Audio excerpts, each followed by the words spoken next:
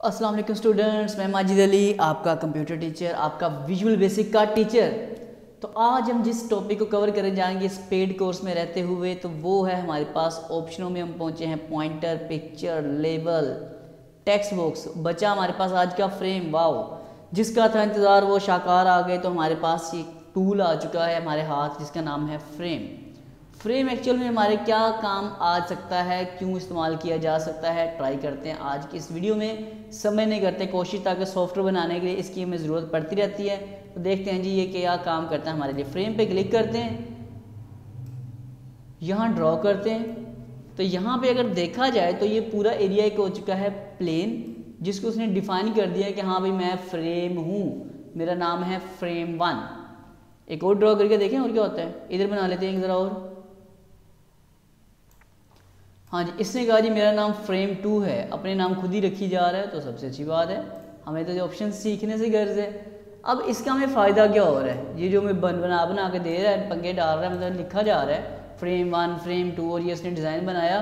तो एक्चुअल में सॉफ्टवेयर की जो ओरिजिनल लुक दी जाती है ना, वो लुक्स उसकी बेटर सेट करने के लिए हमें इन चीज़ों का इस्तेमाल करना पड़ता है। जैसे कि मैं एक पेज है, एक सॉफ्टवेयर है, मैंने जब उसे ओपन किया, वहाँ पे मैं दो अलग अलग कैटेगरीज के ऊपर काम करने वाला हूँ। जैसे कि मैंने पहले एग्जांपल दिया आपको कि मैं यहाँ पे क्या करता हूँ, इस तरह मैं एडमिशन्स कर रहा हूँ, इस तरह मैं उनका रिजल्ट मेंटेन कर रहा हूँ स्टूडेंट्स का।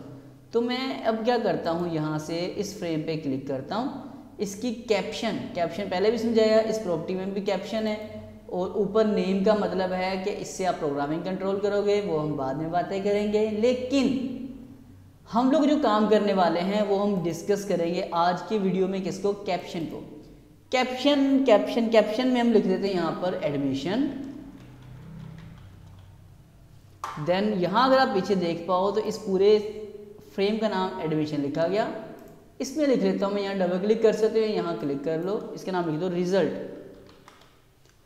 अब मेरे पास दो ये फ्रेम्स हैं जिनके अंदर मैं काम करने वाला हूं। तो अभी तक देखने में एक तो ये समझ आई कि अच्छा यार इसमें थोड़ा देखने में चीज़ खूबसूरत हो जाएगी। दूसरी बात क्या इसमें हो सकती है, मैं क्या काम करता हूं, मैं ये फॉर्म, इस फ्रेम पे, इस पे नहीं, पीछे फॉर्म पे क्लिक करके एक लेबल बना रहा हूँ, एक बॉक्स बना रहा हूँ, एक पिक्चर बॉक्स लगा दिया। 3 काम किए मैंने यहाँ पे।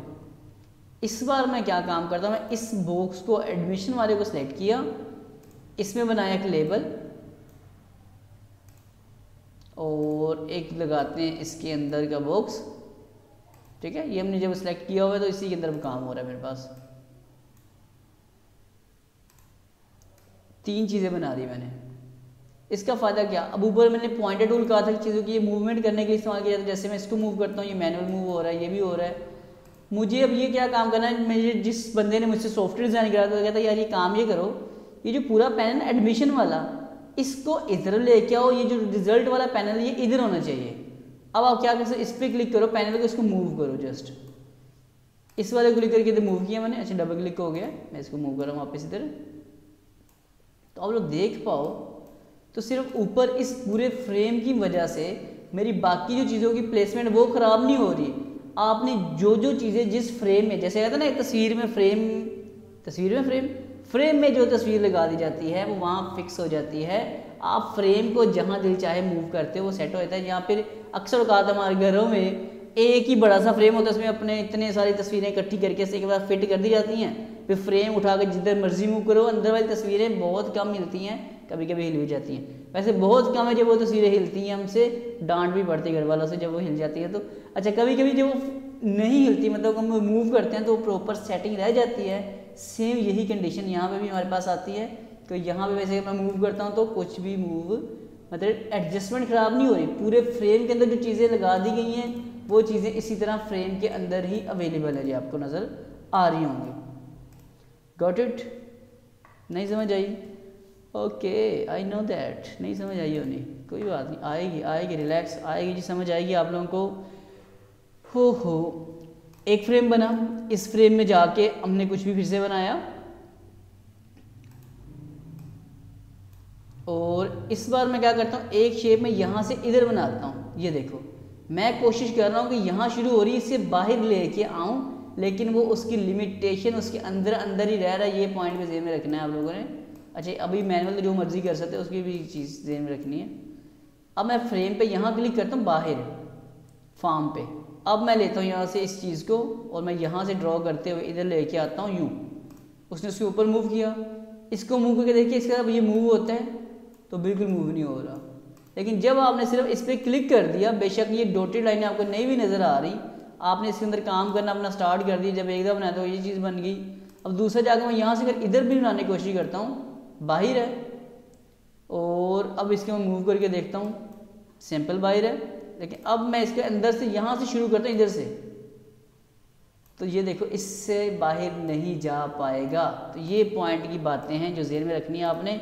और आपको ये समझ आज की वीडियो में सिर्फ इतना समझ आया कि सॉफ्टवेयर की अच्छी लुक्स बनाने के लिए, और सेकेंडली एक बार डेटा को अरेंज करके दूसरी जगह पे उसे आसानी से मूव करने के लिए आप इस पैनल का, इस फ्रेम का यूज़ कर सकते हो, जो आपके काफ़ी ज़्यादा काम आ जाता है। आप अलग अलग सॉफ्टवेयर देखोगे तो वहाँ पे आपको इन चीज़ों के आइडियाज़ मिलते जाएंगे, आपको समझ आती जाएगी कि यार इन चीज़ों से कौन कौन सी फंक्शनैलिटी है, क्या क्या काम हो रहा है और क्या क्या चीज़ें समझ आ रही हैं आपको। और बस ख़त्म, कहानी इतनी है, और क्या इसमें बताना है। इसमें बस यही काम था कि फ्रेम कैसे लगाया जाता है वो आपको समझ आ गया। तो बस अल्लाह हाफिज़, बाय बाय, जाओ मज़े करो, खाना शाना